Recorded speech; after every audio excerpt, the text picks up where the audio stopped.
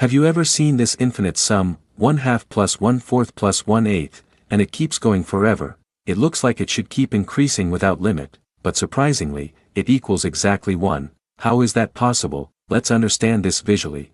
Imagine a square. Assume the total area of this square is 1. Now we start dividing it step by step. First, divide the square into 2 equal parts. Shade 1/2. Now half of the total area is filled. Next, take the remaining unshaded half, divide it again into 2 equal parts. Shade one of those parts. Now you have added 1/4, so the total shaded area becomes 1/2 plus 1/4. Again, take the remaining unshaded part.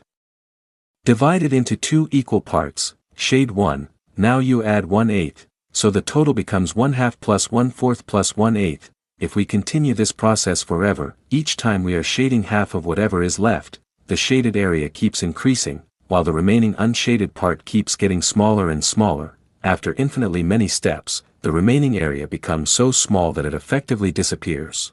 The entire square becomes filled, so this infinite sum, 1/2 plus 1/4 plus 1/8 and so on, is exactly equal to 1. Even though we are adding infinitely many terms, they perfectly fit inside a finite space. This is the beauty of infinite series. Sometimes infinity does not mean endless growth, it means approaching a limit. Mathematics is not just numbers, it is visual truth.